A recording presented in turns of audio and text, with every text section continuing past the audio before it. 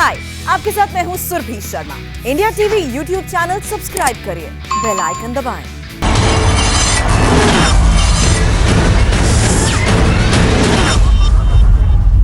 एक बार फिर आप सबका स्वागत है। हमारे सारे मेहमान जुड़ चुके हैं आज की कुरुक्षेत्र की बहस में। सुधांशु त्रिवेदी जी, भाजपा के राज्यसभा सांसद, स्वागत है आपका सुधांशु जी। शुद्धो बैनर्जी, कांग्रेस पार्टी के प्रवक्ता हमारे साथ हैं, और मानव जायसवाल साहब, तृणमूल कांग्रेस के प्रवक्ता। आप तीनों का बहुत बहुत स्वागत है। ममता बनर्जी की बहुत सारी तस्वीरें चल रही हैं तमाम मीडिया पर। आपने देखा वो मंदिर जा रही हैं, कभी वो मंच पर चंडी पाठ करती हैं, कभी सरस्वती पाठ करती हैं, मंत्र बोलती हैं, और कभी बीजेपी से पूछती हैं कि उनको चुनौती देती हैं कि आइए उनके साथ कॉम्पिटिशन कर लीजिए मंत्र पढ़ने का। उनसे हिंदू की असली परिभाषा पूछती हैं। मेरा सवाल सुधांशु जी आपसे यह है कि बंगाल के चुनाव में इतना हिंदू हिंदू क्यों हो रहा है? सौरभ जी, आपको लग रहा खाली बंगाल के चुनाव में हो रहा है? याद करिए, दत्तात्रेय गोत्र के कौल ब्राह्मण सबसे पहले कब बताया था? पुष्कर में 2018 राजस्थान का चुनाव। और कुर्ते के ऊपर जनेऊ पहने हुए जनेऊधारी हिंदू कब बताया था? 2017 में गुजरात का चुनाव। और कर्नाटक के चुनाव में आपने देखा था राहुल जी मंदिर बहुत उन्होंने भ्रमण किया था, जो किसी जमाने में ये कहते थे कि मंदिर में लोग छेड़खानी करने जाते हैं। तो जैसा अवसर है उसके अनुसार हो रहा। और मैं मानता हूं कि एक बहुत बड़ा परिवर्तन मैं भारत की राजनीति में देखता हूं। सौरभ जी, हम लोग भारत की राजनीति में सिर्फ सत्ता के लिए नहीं आए थे, हम एक वैचारिक परिवर्तन के लिए आए थे कि भारत के सांस्कृतिक स्वरूप को भारत की राजनीति में स्थान मिले। और आज देखिए क्या स्थिति है। मुझे याद आता है 1993 में ढांचा गिरने के बाद जब उत्तर प्रदेश में हमारी सरकार नहीं बनी थी, सपा बसपा गठबंधन हो गया था, तो एक नारा लगा था, मिले मुलायम काशी राम, हवा में उड़ गए जय श्री राम। तब हमारे यहाँ कुछ विश्व हिंदू परिषद के नेताओं ने और कुछ ने कहा था, रितंबरा जी की भी स्पीचेज हैं, कि उन्होंने कहा था ये तो सिर्फ वक्त की बात है, अगर थोड़ी सी शक्ति सामर्थ्य और एकता दिखी तो उसके बाद देखिएगा एक ऐसा वक्त आएगा कि क्या मुलायम क्या काशी राम, सारे बोलेंगे जय श्री राम। और देखिए 25-26 वर्ष में वो समय आ गया कि वह बंगाल जहां दक्षिणेश्वर काली में पूजा करने के लिए परिवहन मंत्री चक्रवर्ती महोदय पर 2007 में कार्रवाई हो जाती है, वहां ममता जी चंडी पाठ कर रही है। याद करिए ममता जी की वह तस्वीर, ये वाली, जो कि तमाम कोलकाता में होर्डिंग्स में दिखाई पड़ती थी। अब वो होर्डिंग तो छोड़िए, इंटरनेट से भी गायब हो गई, तस्वीर तसव्वुर में चली गई और चंडी का पाठ प्रकट रूप में आ गया। इसलिए मैं कहता हूं कि यह जो परिवर्तन है, यह परिवर्तन एक सकारात्मक है। आप इस परिवर्तन पर प्रसन्न हो रहे हैं, लेकिन ऐसा करके ममता बनर्जी, आप जो उन पे मुस्लिम तुष्टिकरण का आरोप लगाते हैं, भगत और बगुला भगत का अंतर यह देश की जनता भली बात जानती है। आप जो उन पे मुस्लिम तुष्टिकरण का आरोप लगाते हैं उसकी हवा भी तो निकाल रही है ऐसा करके वो। मैंने तो आपसे कहा कि पंचतंत्र में भगत और बगुला भगत दोनों की कहानी इस देश की जनता ने पढ़ी है।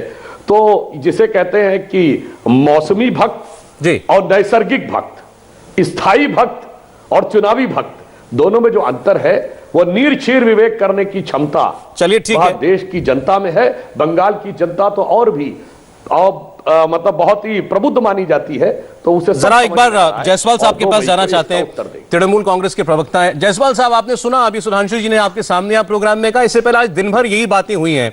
केंद्रीय मंत्री गिरिराज सिंह नकवी साहब, किसी ने कहा नौटंकी कर रही हैं, किसी ने कहा कि ये जैसा अभी ये कह रहे थे चुनावी हिंदू हैं, चुनावी ब्राह्मण साबित करने की कोशिश कर रही हैं। ये कोई स्ट्रैटेजी के तहत कर रही है आपकी पार्टी?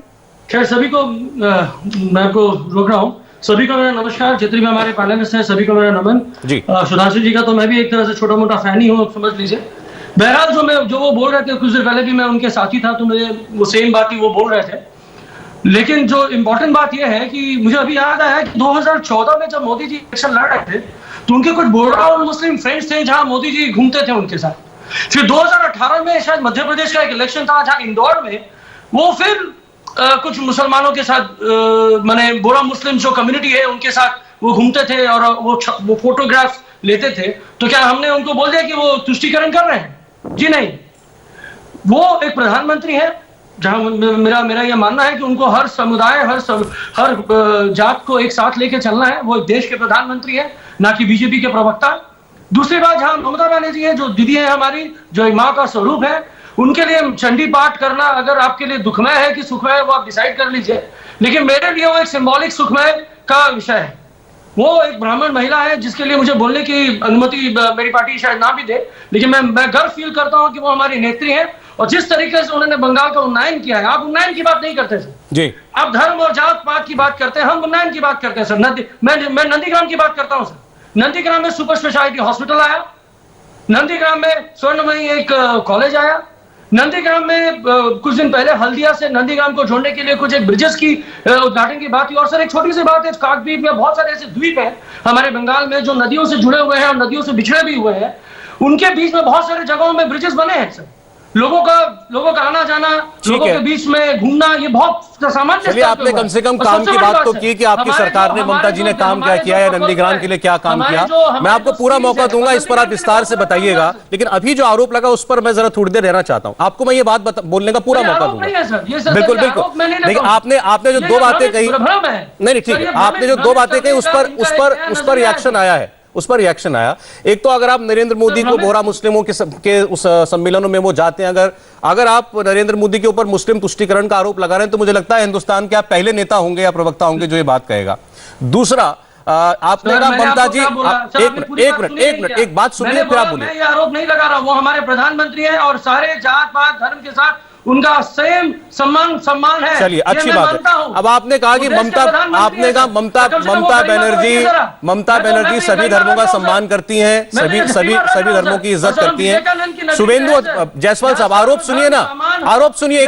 एक सेकंड।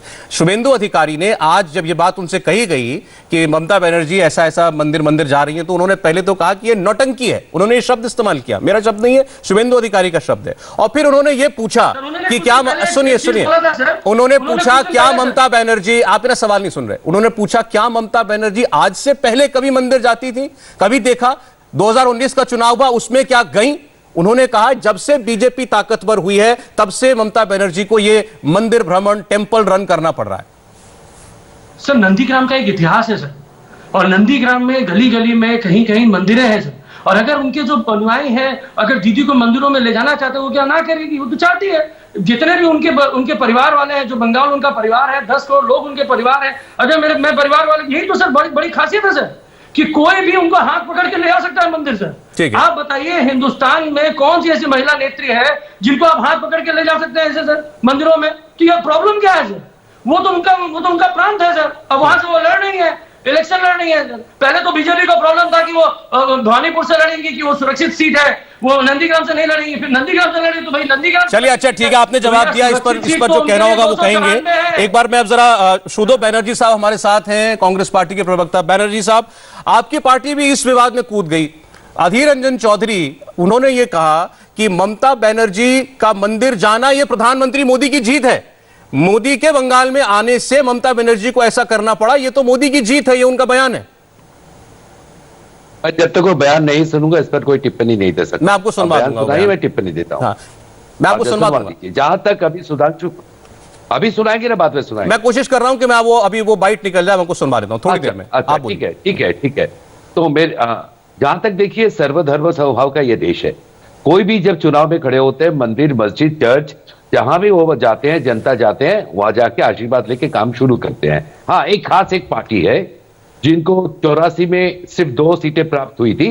उसके बाद वो जिसको आप ढांचा बोल रहे हैं सुधांशु जी, मेरे बड़े भाई, उसको मस्जिद ठहरा के, उसको गिराने के दावे लेके, सारे वो आपका राम रथ लेके उन्होंने कुछ ना कुछ जीत हासिल की थी। तब से उनको पता लग गया कि जय श्री राम जी सबसे बड़ा हमारे पोलिंग एजेंट है। वो अगर फेल हो जाए तो कृष्ण जन्मभूमि है, ये हमारा चलता रहेगा।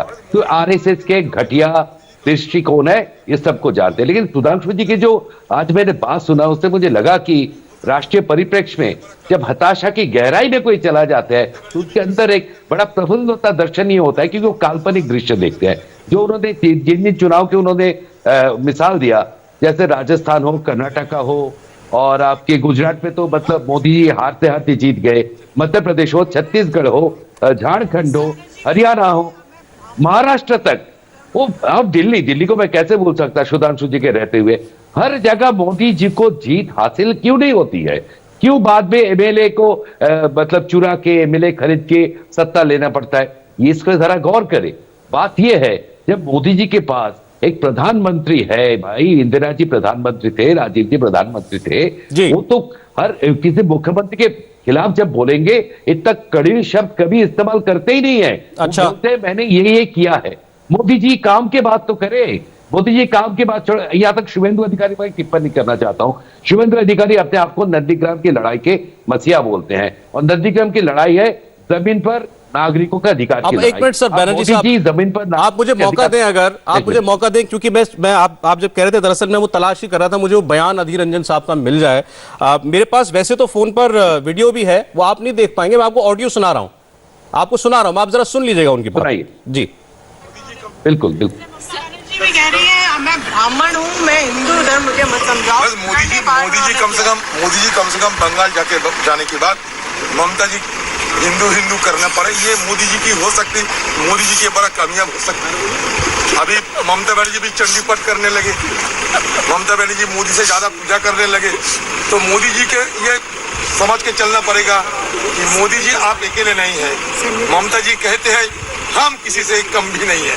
चलिए, वो कह रहे हैं तो मोदी जी की कामयाबी है। हाँ, मैं आपको बता देता हूँ, ये जो बोल रहे हैं कि ममता जी और मोदी जी की पार्टी जो है 98 से ये गठबंधन बना के है, बहुत गहरा रिश्ता है इनका। और देखना जो 50 साल में आरएसएस नहीं कर पाए, 2015 से लेके 2020 के अंदर भाजपा 3 विधायक से 18 सांसद तक पहुंच गए। मतलब वही धर्म वाले राजनीति के एक भाई है तो एक बहन है। ठीक है, पहले ममता जी ने माइनॉरिटी पॉलिटिक्स शुरू किया, इसलिए क्योंकि यहाँ पे आरएसएस को जगह बना दिया जाए, यही बात है। अच्छा, ममता जी ने पहले माइनॉरिटी पॉलिटिक्स की, आप अब कर रहे हैं मुस्लिम वोट्स के लिए, आपने किसके साथ किया अलायंस? हमने कोई मुस्लिम वोट्स के लिए किसी के साथ अलायंस नहीं किया। तो आईएसएफ को कौन वोट देने वाला है? आईएसएफ को कौन वोट देने वाला है? आईएसएफ, मैं आप बोलने देंगे, जवाब देने देंगे मुझे तो बता देता हूं। इंडियन सेकुलर फ्रंट के अंदर जाति जनजाति के बहुत सारे संगठन हैं, उनके चेयरमैन के नाम है शिबुल सोरेन।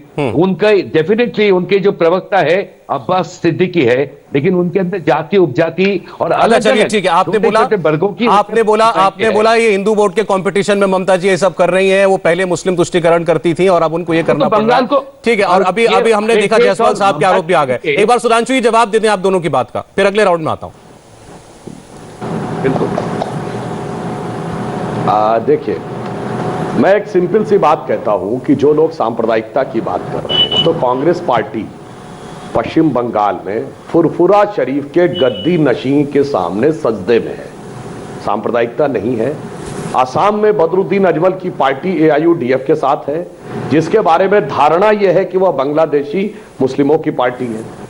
केरल में मुस्लिम लीग के साथ है, कोई सांप्रदायिकता नहीं है, पर अगर हम इसका विरोध कर दें तो वह सांप्रदायिकता है। अब इन्होंने दूसरी बात कही, विकास की, आपने बहुत अच्छी बात कही। अमित शाह जी ने याद दिलाया था कि जब देश आजाद हुआ था तो 30% इंडस्ट्री कोलकाता के आसपास थी। हम भी बचपन में किताबों में पढ़े थे कि देश का सबसे बड़ा औद्योगिक नगर कोलकाता। क्या हो गया कोलकाता? कहां रह गया कोलकाता? मुंबई, दिल्ली और मद्रास, यानी आज के चेन्नई को तो छोड़िए, हैदराबाद, बेंगलुरु, अहमदाबाद, गुरुग्राम सबसे पीछे रह गया। कहां चला गया विकास? और उदाहरण देता हूं, लंबे समय तक यहां लेफ्ट का शासन रहा और 10 साल तृणमूल का, उससे पहले कांग्रेस का, एक दिन भी भाजपा का शासन नहीं रहा है। देखिए पश्चिम बंगाल विकास के पैरामीटर्स में कहां है, और सबसे लंबे समय में 25-26 साल गुजरात में शासन करने को मौका मिला, कहां है पैरामीटर में? एक ही उदाहरण देता हूं, पश्चिम बंगाल में मुसलमान कितने? 30%, सरकारी नौकरी में 1.8, गुजरात में मुसलमान कितने? 8%, सरकारी नौकरी में 7 कुछ %। सबसे ज्यादा जकात कहां से आता है मुस्लिमों में? गुजरात से। बस ये अंतर है, कौन किसने विकास किया, किसने ईमानदारी से भेदभाव किए बगैर सभी वर्गों को आगे बढ़ने का मौका दिया, और किसने शुद्ध और शुद्ध राजनीति की, यह देश की जनता के सामने। लेकिन सुधांशु जी, आपकी तो वो पार्टी है जो मुसलमानों को टिकट नहीं देती, मुसलमानों को कोई पद नहीं देती, आपकी बातों में कहीं मुसलमानों की कोई जिक्र नहीं होता। आप आज बात कर रहे हैं कि जहां जहां आपके शासन है वहां पर मुसलमान बड़े समृद्ध हैं। हाँ, हम आपको बताते हैं कि जो कहते हैं मुसलमानों को नहीं देते, मैं पूछना चाहता हूं, जानते क्या अंतर है? हम मुसलमानों के बीच में भय नहीं, विश्वास पैदा करके चाहते हैं। ये बताइए, डॉक्टर कलाम को राष्ट्रपति किसने बताया था? जब हमने कहा विश्वास पैदा कर, कहते सिर्फ एक उदाहरण दूंगा, जब भी इस देश में सरकार बदली है, इंटेलिजेंस ब्यूरो का चीफ 15 दिन में बदल दिया गया। कोई सरकार पिछली सरकार के आईबी चीफ को नहीं रखती, परंतु जब श्री नरेंद्र मोदी जी 16 मई 2014 को आए तो इस देश का आईबी चीफ कौन था? सबसे संवेदनशील पोस्ट होती है, देश की सारी गुप्तचर सूचनाएं पहले आईबी चीफ पे आती है, फिर प्रधानमंत्री और गृह मंत्री पहुंचती हैं। श्री आसिफ इब्राहिम 7 महीने पूरे रहे, और जब 98 का पोखरण विस्फोट हुआ, वो विश्व के इतिहास का पहला पोखरण विस्फोट था जो अमेरिका को पता नहीं लगा। 74 के विस्फोट में भारत सरकार के अनाउंसमेंट से पहले रूस और अमेरिका दोनों ने बोल दिया था, परंतु यहां जब अटल जी ने बोला उससे पहले अमेरिका को नहीं पता था, अवाक था। अटल जी के अलावा 2 लोगों को पता था वो जी 2 महीने पहले से, एक तत्कालीन रक्षा मंत्री श्री जॉर्ज फर्नांडिस और उस समय के architect of Pokhran explosion doctor APJ Abdul Kalam. बस इतना काफी है कि हम विश्वास में लेके करते हैं और ये भय पैदा करके। ये बताइए, वीर अब्दुल हमीद की शहादत की 50वीं वर्षगांठ 2015 में हुई, कितने सेक्युलरिज्म के सिर्फ हमारे लोग गए? ये बताइए, डॉक्टर एपीजे अब्दुल कलाम के नमाज़े जनाजा में कितने गए? याकूब मेनन के नमाज़े जनाजा में तो हमने जादवपुर से हैदराबाद तक और जेएनयू तक बहुतों को नारे लगाते सुना। आपको जवाब देना चाह रहे हैं अच्छे मुसलमानों के सामने? याद करिए, एक वाक्य और बोल दूं, कोलकाता में अस्पताल में याद करिए, एक मुस्लिम बवालियों ने गड़बड़ किया था और उल्टा कार्रवाई हो गई पीड़ितों पर, तो मुस्लिम बुद्धिजीवियों ने लिख के दिया था कि हमारे समाज के गुंडे मवालियों का दोष हमारे ऊपर मत थोपिए। ये कलकत्ता के बुद्धिजीवी मुस्लिमों ने लिख के दिया। चलिए ठीक है, आपको दोनों बात के प्रवक्ता जवाब देना चाह रहे हैं। बुद्धिमान कलाकार फनकार मुसलमानों के साथ जायसवाल जी बोलिए। जिहादी जल्लादी और आतंकवादियों के साथ खड़े। जायसवाल जी बोलिए। सुधांशु जी, आपको मैं बहुत मानता हूं और आपके तर्कों को मैं काफी स्नेह मन से लेता हूं, लेकिन सर एक बात बताइए तो सर, कोई भी गलत करे तो वो क्या हम उसको इस दूरबीन से देखेंगे कि वो किस धर्म का है? कब तक चलेगा सर ये? कब तो करना चाहते हैं? क्यों नहीं ये सोचते कि जो गलत करता है वो गलती इंसान ही करता है? अगर किसी का कुछ हो रहा है, किसी के साथ कुछ गलतियां हो रही हैं, तो उसको हमेशा हम ये दूरबीन, ये नई दूरबीन क्यों तो हमारे आंखों में जा रही है सर? हमारे बच्चे हैं घर में सर, हमारे परिवार है, सब कोई है, हम ये दूरबीन से नहीं देखना चाहते हिंदुस्तान को। अगर मैं आज कुर्ता पहना हूं सर तो किसी मुसलमान ने इसको सिला है सर। आपने जो कपड़े पहने हैं तो शायद वो रंग किसी मुसलमान के डाइंग हाउस से आया होगा, किसी हिंदू ने सूता बनाया होगा। तो जब अगर जिस दिन आप अगर इन चीजों में भेद कर दें, इनको तार तार कर दें, उस दिन सब उस दूरबीन से देखिए सर। हमारे हिंदुस्तान को ये दूरबीन नहीं चाहिए, ये चश्मा नहीं चाहिए सर। कितने दिन आप लोग करेंगे सर ये सांप्रदायिक तरीके की बातें? कौन बोलता है सर ये? जब एपीजे अब्दुल कलाम सर जब हमारे राष्ट्रपति होते हैं तो मेरा नतमस्तक होता है उनके चरणों में। आप बात करते हैं अमेरिका की, जब 1972 की जब लड़ाई हुई थी, जब बांग्लादेश, जब पाकिस्तान के 2 टुकड़े हुए, क्या कर रहा था अमेरिका? क्यों लेके आया था पनडुब्बी हमारे बंगाल की खाड़ी में? कहां थे आप लोग? कहां थे हम लोग? मैं तो जन्म भी नहीं लिया था। क्यों आपके हमारे पूर्व प्रधानमंत्री को बोलना पड़ा कि दुर्गा का स्वरूप है इंदिरा? क्या है सर ये? कब तक आप लोग ये चश्मा देखेंगे? आज हम जिस काली और दुर्गा की धरती पे हैं, ममता बनर्जी ने निरंतर वो काम किया है, वो कार्य किया है, और हम सर्वधर्म समान को मानते हैं। अच्छा चलिए ठीक है, ओके, आपने हाथ जोड़ के आप सभी से आपने जो बात की इसका जवाब जरूर आना चाहिए। निकाल के बाहर फेंके। जायसवाल साहब आप अपने दिल से बोले अभी, मैं चाहता हूँ इसका जवाब आ जाए। बनर्जी साहब मैं चाह रहा हूँ इनके सवाल का जवाब आ जाए, फिर मैं आपके पास आता हूँ, इनका जवाब लेके आता हूँ आपके पास। आपको 2 मिनट और। ओके जायसवाल जी, सुधांशु जी बोलिए। ठीक है जायसवाल जी, जवाब सुनिएगा। 2016 यूरोप में मदर टेरेसा के मैं चाहता हूं आपने जो बात कही है उसका जवाब जनता सुने। एक बार जायसवाल साहब आप भी सुनिए, बोलिए सुधांशु जी। देखिए, अच्छी बात कही हमारे टीएमसी के भाई मानव जायसवाल जी ने, भेद नहीं होना चाहिए। हमने 8 करोड़ उज्ज्वला योजना दी तो गरीब महिला में भेद नहीं किया कि कौन किस धर्म का है, कौन किस जाति का। आयुष्मान भारत में यदि 50 करोड़ लोगों को दिया तो भेद नहीं किया।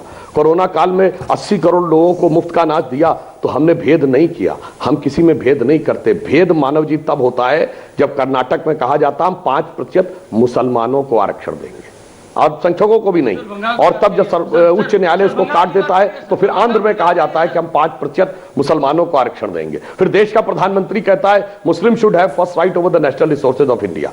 दूसरी बात, आपने धर्म की बात कही तो मान्यवर, सर्वधर्म संभाव नहीं, सर्वपंथ संभाव होता। धर्म तो एक ही है और यह देश धर्म निरपेक्ष नहीं है, यह देश धर्म प्राण है। चूंकि इस देश के राष्ट्रीय ध्वज पर जो अशोक का चक्र है वो धम्म चक्र है। इस देश की संसद के लोकसभा अध्यक्ष की पीठ पर लिखा है धर्म चक्र प्रवर्तन आए। सारी संसद धर्म के चक्र के प्रवर्तन के लिए है। इस देश के सर्वोच्च न्यायालय के एम्बलम पे लिखा है यतो धर्मस ततो जया। तो ये धर्म प्राण देश है। खबर आ रही है सर, मैं वो बता दूं बहुत बड़ा छल किया गया। और अंत में आपने मदर टेरेसा के कैनोनाइजेशन की बात खबर है सुधांशु, सौरभ जी एक बात याद दिलाना चाहता हूं, ममता बनर्जी के पैर में चोट लगी है, खबर आई है चुनाव प्रचार मृत्यु के बाद उनकी आत्मा ने 2 चमत्कार दिखाए हो, मगर कोई रैशनल नहीं बोलता है कि सुधांशु जी मैं आपको एक मिनट रोक रहा हूं बीच में। नंदीग्राम में प्रचार कर रही थी ममता बनर्जी, उनको चोट लगी है, उनके पैर में चोट आई है। आप तस्वीर में देख रहे हैं गाड़ी में वो बैठी हुई हैं अभी। अच्छा वो ये कह रही है साजिश के तहत मेरा पैर कुचला। ममता बनर्जी का इल्जाम यह है कि साजिशन मेरा पैर कुचला है। नंदीग्राम में प्रचार के दौरान ये वाकया हुआ है। अभी इस पर डिटेल आज अभी आ जाएगी, थोड़ी देर में आपको बताएंगे कि दरअसल चोट उनको लगी कैसे, लेकिन वो इसको चुनावी रंजिश के तौर पर ले रही हैं कि साजिश के तहत मेरे पैर को कुचला गया और मैं चुनाव आयोग से इसकी शिकायत करूंगी। ये बड़ी बात है। ममता बनर्जी क्या कह रही हैं जरा सुनिए। ইচ্ছাকৃত করা হয়েছে দিদি, ইচ্ছাকৃত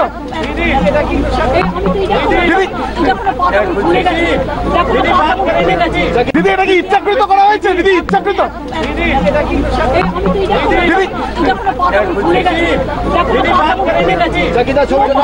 দিদি আপনার পা ফুলে রয়েছে, দিদি পা ফুলে রয়েছে। আচ্ছা দিদি হাসপাতালে যাচ্ছেন তো আজ কলকাতায়? কলকাতায় দিদি এটা কি ইচ্ছাকৃত করা হয়েছে দিদি, ইচ্ছাকৃত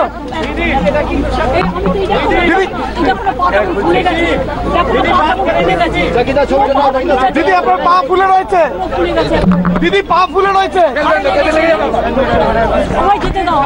আচ্ছা দিদি হাসপাতালে যাচ্ছেন তো আজ কলকাতায়? কলকাতায় দিদি এটা কি ইচ্ছাকৃত করা হয়েছে দিদি, ইচ্ছাকৃত तो ममता बनर्जी कह रही है जानबूझकर मेरा पैर कुचला है और हम इसकी शिकायत करेंगे चुनाव आयोग में। अब हुआ क्या, कैसे उनको चोट लगी अभी साफ नहीं है। मैं मानव जायसवाल जी से कहूंगा आप जरा अपनी पार्टी सोर्सेज से सर पता कीजिए कि हुआ क्या है। हम भी पता कर रहे हैं, आप भी जरा बताइए तो हम इस प्रोग्राम में उस पर बात कर पाएंगे। लेकिन ये बड़ी गंभीर बात ममता बनर्जी ने कह दी है। पहले तो हम ये उम्मीद करते हैं कि उनकी चोट गंभीर ना हो, उम्मीद करते हैं कि कोई ऐसी चोट ना लगे जिसकी वजह से वो हैम्पर हो उनका चुनाव प्रचार। वो कह रही है मुझे धक्का दिया, इससे मुझे चोट लगी, मेरा पैर कुचला और मैं चुनाव आयोग से इसकी शिकायत करूंगी। गंभीर आरोप है सुधांशु जी ये।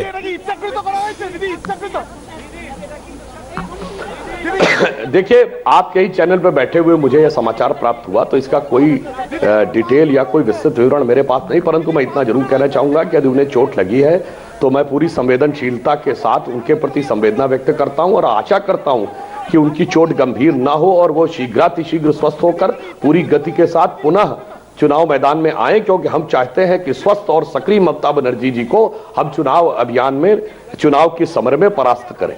हाँ, परंतु यदि उन्होंने यह आरोप लगाया कि उन्हें धक्का दिया गया, पैर कुचला गया, तो मैं कहना चाहता हूं जो मुख्यमंत्री होता है उसकी चारों तरफ बहुत मजबूत सुरक्षा कॉर्डन होता है, तो उनके जो भी सुरक्षा कर्मी हैं तो मेरे विचार से फिर उनके विरुद्ध कार्रवाई सबसे पहले होगी, क्योंकि मुख्यमंत्री के इतने नजदीक यदि कोई पहुंच जाए कि उनके पैर को कुचल सके अथवा धक्का दे सके तो यह उनके सुरक्षा घेरे में बहुत बड़ी चूक होगी, यदि ममता जी का यह बात सही माना जाए। अब क्या सत्य है क्या असत्य है, या तो सौरभ जी आप बता सकते हैं या थोड़ी देर बाद सरकार की विज्ञप्ति आए तो, अथवा मानव जायसवाल जी अपने स्रोतों हम तो कोशिश कर रहे हैं कि आप लोगों के कार्यक्रम में रहते ही हम जरा इसकी और डिटेल पता करके आपको बता दें। बैनर्जी साहब, लेकिन इस आरोप पर क्या कहेंगे? उन्होंने हालांकि किसी पार्टी का नाम लिया नहीं है, लेकिन मुख्यमंत्री के इतना करीब कोई पहुंच जाए, धक्का दे दे, पैर कुचल दे, क्या कहेंगे?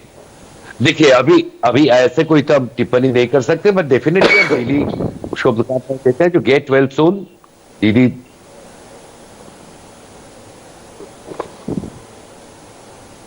उनका शायद लिंक डिस्कनेक्ट हो गया। बैनर्जी साहब अगर सुन पा रहे हैं तो जवाब अपना दे दीजिए। हाँ, जो गेट वेल सून। मैं अब मेरा चर्चा में वापस आना चाहता हूं।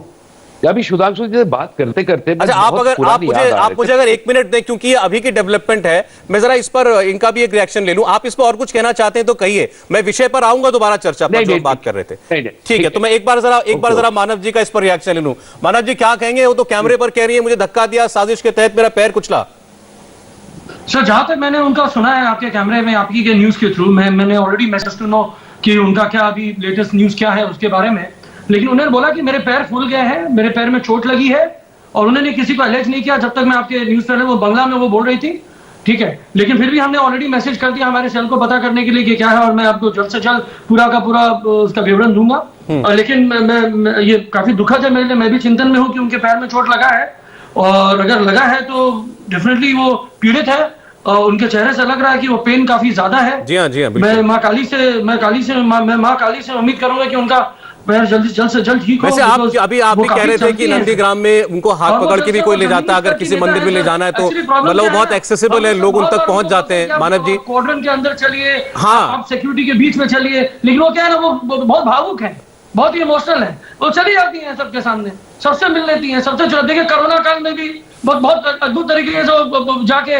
सर्कल लगाना, मैंने सड़क पे निकलना, बहुत लोगों ने उनको बोला कि दीदी आपका एज हो गया, मत निकले, नहीं हम क्यों नहीं निकलेंगे, जब हमारे बच्चे पीड़ित थे तो हम क्यों नहीं करेंगे। ये थोड़ा सा उनका सर है, सर वो भावुक है ना सर, बहुत ज्यादा भावुक है वो। तो ठीक है, चुनाव के वक्त में नेता लोग जो होते हैं वो वैसे भी थोड़ा पब्लिक के बीच में जाते ही हैं, और ये उनको करना भी पड़ता है। ममता बनर्जी खुद को स्ट्रीट फाइटर कहती हैं, शायद उनका प्रचार करने का या कनेक्ट करने का तरीका ऐसा ही है जिसमें उनको ये चोट लग गई है, दुखद हादसा है। और जो स्पर्धा हमारी होती है वो सही स्तर पे हो, ये बहुत जरूरी है सर। चलिए ठीक है, अब बनर्जी साहब जो बात हम कर रहे थे उस पर अपना कमेंट आप देना चाह रहे थे, आप प्लीज बोलिए। आपने सुधांशु जी की बात सुनी है, आपने जायसवाल जी की बात सुनी, बोलिए।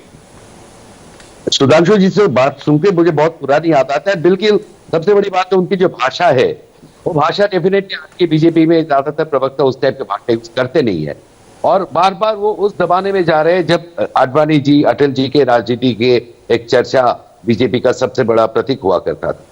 लेकिन मैं सांसद महोदय को ये कह दूं, आप लिंक जो है उसमें कुछ प्रॉब्लम है, क्योंकि मुझे लगता है स्काइप के थ्रू है, इंटरनेट के थ्रू है, तो इसलिए उनकी बात जो नहीं आ गया। अच्छा बोलिए, बोलिए। मेरा एक ही रिक्वेस्ट है कि सीआईसी, सीआरपीएफ और बीएसएफ के जो डायरेक्टर के पद है, जो मेन पद है चीफ का, वो काफी टाइम से खाली पड़ा हुआ है, उसको जल्दी भरवाने का कोशिश करे, नहीं तो राष्ट्रीय सुरक्षा के बारे में आप जो बात करते हैं वो सारी झूठ साबित हो जाएगी। बिल्कुल इस पे करें। अच्छा, दूसरी बात मैं सुधांशु जी से ये भी मैं गुजारिश करूंगा कि सीए और एनआरसी पर आपका क्या स्टैंड है वो जरूर स्पष्ट करें, क्योंकि आसाम और बंगाल में ये बहुत ज्यादा अहम एक मुद्दा है, और आप तो मुद्दे की बात करेंगे नहीं, हिंदू मुस्लिम करें। नहीं, अच्छा मुद्दा आपने बता दिया, लेकिन इस पर आपको भी अपना स्टैंड क्लियर करना पड़ेगा और मानव जायसवाल जी को भी क्लियर करना पड़ेगा। बताइए सुधांशु जी, सीए एनआरसी पर उन्होंने आपका स्टैंड पूछा है। सर भाई देखिए, हमारा स्टैंड बिल्कुल स्पष्ट है। बोलिए सुधांशु जी, बोलिए। मैनिफेस्टो में रहेगा ना सर आपके? हाँ, देखिए, हमारा स्टैंड सीए पर बिल्कुल स्पष्ट है। जो आज 40 साल पहले था वही आज है, और अमित शाह जी ने स्पष्ट किया है कि जैसे ही कोरोना के टीकाकरण की प्रक्रिया पूरी होगी, यानी कोरोना काल की व्यवस्थाएं सामान्य होंगी, सीए शुरू होगा। एनआरसी पे अभी तक एनआरसी का कोई ड्राफ्ट नहीं आया है, इसलिए ड्राफ्ट के प्रारूप के बाद ही उस पर चर्चा होगी। हाँ, परंतु मैं शुद्धो बनर्जी जी से यह जानना चाहूंगा कि तरुण गोगोई जी ने जो सीए के बारे में लिखा, आप उससे सहमत हैं क्या? उन्होंने तो साफ साफ लिखा था, कांग्रेस पार्टी के असम यूनिट का एआईसीसी का रेजोल्यूशन है अप्रैल 2014 में कि बांग्लादेश से आने वाले केवल हिंदू और बौद्ध दो ही लिखे हैं, इनको नागरिकता देनी चाहिए। एनआरसी के बारे में अक्टूबर 2014 में स्वर्गीय तरुण गोगोई ने ट्वीट किया है, कोई जाके चेक कर सकता है, NRC is my brain child, यानी यह मेरी उत्पत्ति है एनआरसी।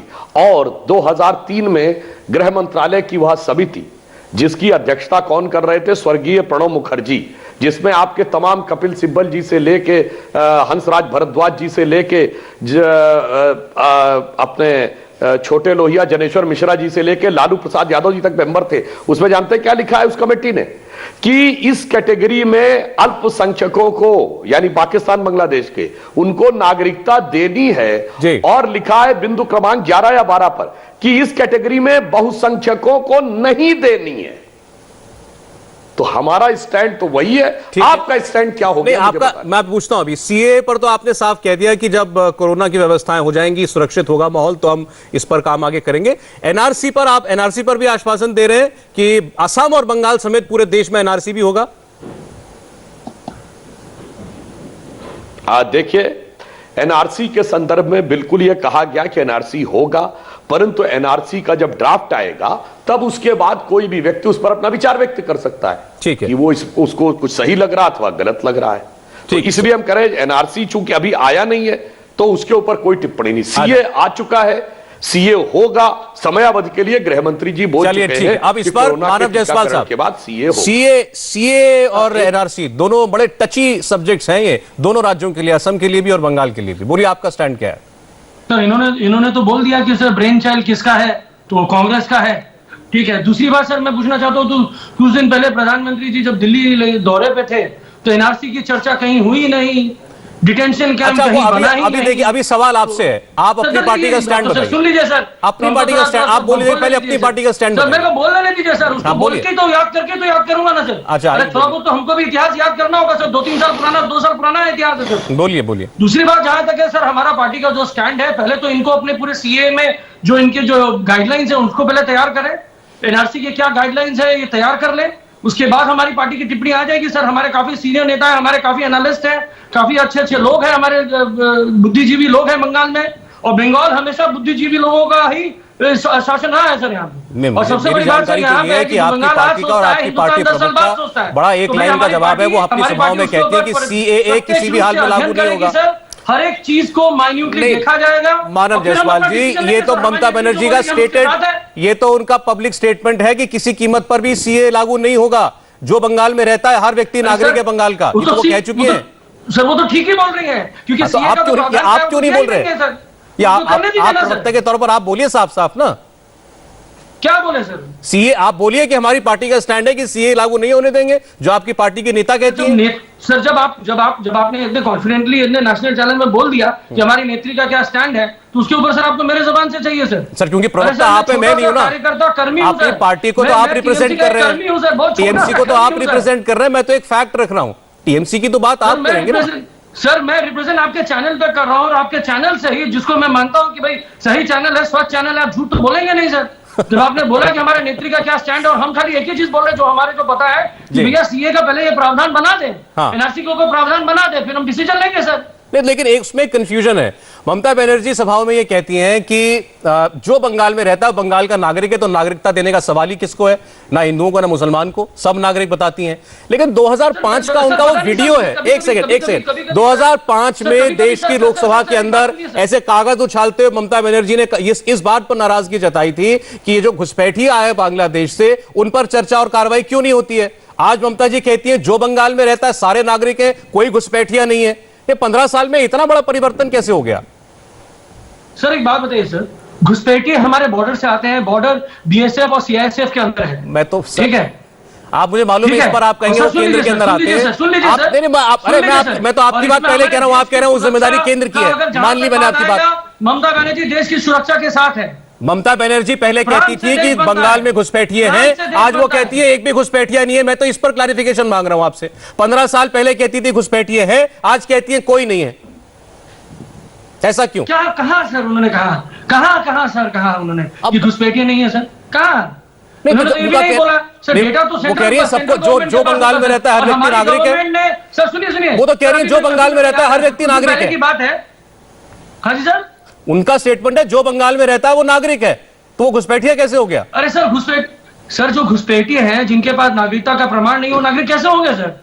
और जो बंगाल है तो बंगाली तो ही है सर, हम तो बंगाली ही है। मैं हिंदी भाषाभाषी बंगाली हूँ सर, मैं हिंदी भाषाभाषी बंगाली हूँ। तो जो घुसपैठिया है उस पर कार्रवाई होनी चाहिए ना फिर? सर हम लोग देख लेंगे सर, जो घुसपैठिया उस पर कार्रवाई होनी चाहिए कि नहीं होनी चाहिए? हाँ जी सर, जो घुसपैठिया है फिर उस पर कार्रवाई होनी चाहिए कि नहीं होनी चाहिए? वो तो सेंट्रल गवर्नमेंट कर ही रही है सर, कहाँ नहीं कर रही है क्या? आपको ऐतराज नहीं है ना? सेंट्रल गवर्नमेंट काम नहीं कर पा रही है? आपको ऐतराज नहीं है ना उसमें? सर मैंने किसको ऐतराज है सर? आपको ऐतराज तो नहीं है ना अगर घुसपैठियों पर कार्रवाई करेगी केंद्र सरकार? सर घुसपैठियों पे क्या कार्रवाई करेगी, क्या प्रावधान है सर, वो बता दीजिए सर। हम तो मानवता को मानते हैं सर, हमारे लिए तो मनुष्य ही प्रधान है सर। ओके, हम तो चाहते हैं कि विश्व गुरु बने हिंदुस्तान। ठीक है, विश्व को हम लोग सुधांशु जी कुछ कहना चाहते हैं इस पे? बात है सर, सुधांशु जी कुछ कहना चाह रहे हैं? सुधांशु जी की एक बात हमको बहुत अच्छी लगी थी, जहाँ एक बार बैनर्जी साहब आ रहा हूं, बैनर्जी साहब आपके पास भी आ रहा हूं, एक सेकंड इस पर इनका जवाब ले लो फिर आ रहा हूं आपके पास। बोलिए सुधांशु जी। देखिए मैं सिर्फ ये कहूंगा कि 2005 में ममता जी ने आपत्ति व्यक्त की थी कि घुसपैठियों पर चर्चा नहीं हो रही। 2011 में वो मुख्यमंत्री बनी, 2014 में हमारी सरकार आई। क्या मुख्यमंत्री बनने के बाद 3 साल तक जब हमारी सरकार नहीं थी उन्हें कोई घुसपैठिया नजर नहीं आया? ये यूपीए सरकार के गृह मंत्री के रूप में जायसवाल जी का बयान है कि 1.5 से 2 करोड़ बांग्लादेशी घुसपैठिए भारत में हैं, ये 2007 में। अच्छा, आवेदन कितनों ने किया? जितने हिंदुओं ने किया, जितने सिखों ने किया, वो ऑन रिकॉर्ड है। मैं अपने प्रतिपक्षी मित्रों से पूछना चाहता हूं, कितने मुस्लिमों ने मांगी है नागरिकता? जिन्होंने मांगी तो 560 लोगों को 2014 से 19 के बीच में दी गई। कितने हजार ने मांगी है बता दीजिए। आप हजार में नहीं बता पाएंगे, लाखों में हिंदुओं सिखों ने मांगी, ऑन रिकॉर्ड है। तो जो मांग नहीं रहा, इसके बावजूद वो नागरिक बन गया, आया भी है और नागरिकता के लिए आवेदन भी नहीं किया है, और उसके बाद आपको घुसपैठिया भी नजर नहीं आ रहा है, और फिर आप कह रहे हैं जिसने मांगी नहीं उसको नागरिकता क्यों नहीं दी जा रही? अब मैसेज कर दीजिए, गजब है भाई। जो मांग रहा उसको दीजिए नहीं, जिसने मांगी नहीं उसके लिए झंडा उठाइए कि इनको नागरिकता क्यों नहीं दी जा रही। ठीक है, बनर्जी साहब बताइए। इसलिए जो हमने किया है, मैं एक लाइन में कहूंगा, सीए हमने किया, हमने किसी धर्म का नाम नहीं लिया है। हमने कहा है कि जो हमारे अगल बगल मजहबी राज्य हैं, थियोक्रेटिक स्टेट, उसको secular democratic Republic of India का जवाब है कि तुम्हारे मजहबी हुकूमत में जो जो सताए हुए हैं उनको हम सब देंगे। और फिर भी अगर किसी को लगता है तो एक बार दिल खोल के कहे तो कि ये परचमे हिलाल की सरजमी, दामने रहमत की सरजमी जो पाकिस्तान बनी थी इस्लाम के नाम पर, वो बोले कि मुसलमान वहां महफूज नहीं है, मोदी जी के हिंदुस्तान में हैं, तो हम एक बार आपकी बात पे विचार करने को तैयार हैं। बोलिए कि पाकिस्तान बांग्लादेश में मुसलमान उतना महफूज नहीं, उसे भारत में शरण चाहिए, मोदी जी के भारत में, बोलिए तो फिर हम आगे बात। ठीक है, मैं कॉमेंट, बनर्जी साहब कॉमेंट आपका बताइए, आपकी पार्टी का स्टैंड नहीं बताइए। मेरे ख्याल से कुछ अभी कुछ चंद सेकंड ही बाकी है। नहीं, आप बोलिए। मैं इनसे यही कहना चाहता, नहीं, तो मुझे भी दूसरे चैनल में जाना भी है। तो सुधांशु जी जब कहते हैं, मुझे लगता नहीं कि मतलब अभी 1990 में है ना 2001 में है। बात ये अंग्रेजी में कहावत ये है कि भगवान भी वहां नहीं जाते हैं जहां बेवकूफ हमें ऐसे ही चले जाते हैं। अब ये है कि हमारा स्टैंड ये, हम सरकार चलाने आए हैं, आज सरकार चलाए भी। और राष्ट्रीय कार्यकारिणी में अभी 2019 में रामलीला में था दिल्ली में, तब वहां पे अमित शाह जी बोले थे हम सरकार चलाने नहीं आए हैं, जो सुधांशु जी बोल रहे हैं आज जी। अब प्रॉब्लम ये है, अभी इतने लाख इतने करोड़ गिना रहे हैं, तो सुधांशु जी आसाम के डिटेंशन कैंप पे जो 14 लाख हिंदू है, वो क्या घुसपैठिए है, वो क्या डिमक है, क्या है? इसका स्पष्टीकरण आप प्लीज दे। और दूसरी बात है, ऐसे आंख बिचौली ना खेले सी एनआरसी को लेके। मोदी जी अलग अलग बातें करते हैं, शाह जी इतना पॉपुलर हो गए हैं आपके एनआरसी को लेके कि अभी 2 उनका सफर कैंसिल हो गया। और एक तृणमूल के लिए मेरा एक सवाल है, अच्छा। एक ये जायसवाल अपने एक सवाल है, हाँ, क्या हुआ सिर्फ तृणमूल के 5 साल में भाजपा यहां से यहां पहुंच गए? ऐसा क्या वजह था कि वो चर्चा से चले गए? नहीं तो आपका सवाल इंटरेस्टिंग है, मैं उनसे पूछ लेता। लेकिन एक रिएक्शन देखो, जो बात ममता बनर्जी, वो जो ममता बनर्जी वाला सर, जो उनको चोट लगी वो खबर थी, उसमें एक डेवलपमेंट है। अर्जुन सिंह जो सांसद है भारतीय जनता पार्टी के, उनका कहना यह है कि सहानुभूति के लिए ममता बनर्जी ऐसा कह रही है, लोगों की सहानुभूति के लिए वो ऐसा कह रही है, और मुख्यमंत्री के इतना करीब कोई व्यक्ति कैसे पहुंच सकता है? वही जो चर्चा में यहां पर आप लोगों के बीच में बात हो रही थी। बहरहाल इस खबर को हम आगे बढ़ाएंगे। आप लोगों ने हमारा साथ दिया कुरुक्षेत्र में, शुक्रिया आपका बनर्जी साहब और सुधांशु त्रिवेदी जी आपका। हाय, आई एम सुरभि शर्मा। खबरों से अपडेट रहने के लिए India TV YouTube channel subscribe करिए, साथ में बेल आइकन जरूर दबाएं। जुड़े रहें इंडिया टीवी के साथ।